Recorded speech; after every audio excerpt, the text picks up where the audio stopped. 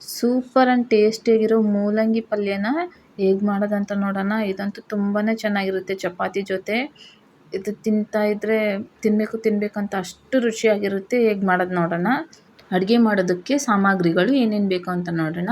ಕಡಲೆಬೇಳೆ, ಜೀರಿಗೆ, ಉದ್ದಿನಬೇಳೆ, ಕರಿಬೇವು, ಸಾಸಿವೆ, ಜೀರಿಗೆ, ಉಪ್ಪು, ಹಸಿಮೆಣಸಿನ್ಕಾಯಿ, ಕೊತ್ತಂಬರಿ ಸೊಪ್ಪು, ಟೊಮೆಟೊ, ಅರಿಶಿನ, 3 ಮೂಲಂಗಿನ ತಗೊಂಡು ತುರಿದು ಇಟ್ಕೊಂಡಿದ್ದೀನಿ.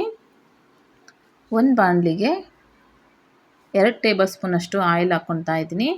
ಅದು ಕಾದ ನಂತರ ಸಾಸಿವೆ, ಜೀರಿಗೆ, ಉದ್ದಿನಬೇಳೆ ಹಾಗೆ ಕಡಲೆಬೇಳೆನ ಹಾಕ್ಕೊತಾ ಇದ್ದೀನಿ. ಹಾಕ್ಕೊಂಡು ಫ್ರೈ ಮಾಡ್ಕೊತಾ ಇದ್ದೀನಿ ಕೆಂಪಗಾಗೋವರೆಗೂ.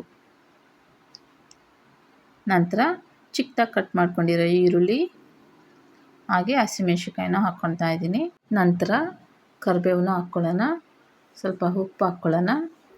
ಹಾಕ್ಕೊಂಡು ಫ್ರೈ ಮಾಡ್ಕೊಳ್ಳೋಣ. ಈಗ ಬೆಂದಿದೆ. ಚಿಕ್ಕದಾಗಿ ಕಟ್ ಮಾಡ್ಕೊಂಡಿರೋ ಟೊಮೆಟೊನೂ ಹಾಕ್ಕೊಳ್ಳೋಣ.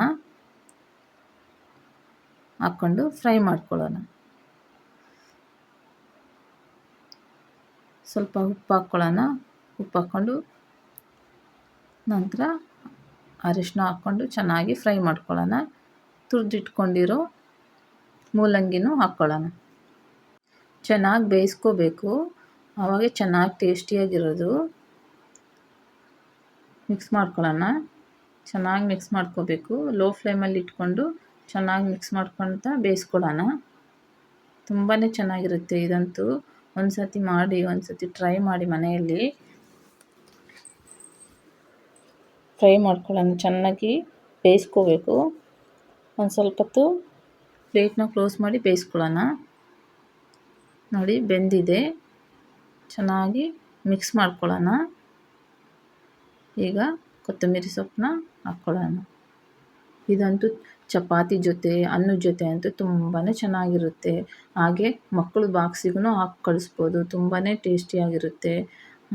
ಈ ವಿಡಿಯೋ ಏನಾದರೂ ನಿಮಗೆ ಇಷ್ಟ ಆದರೆ ಒಂದು ಲೈಕ್ ಮಾಡಿ. ಹಾಗೆ ಹೇಗಿತ್ತು ಅಂತ ಕಾಮೆಂಟ್ ಮಾಡಿ. ಫ್ರೆಂಡ್ಸು ಫ್ಯಾಮಿಲಿಗೆ ಶೇರ್ ಮಾಡಿ. Thank you.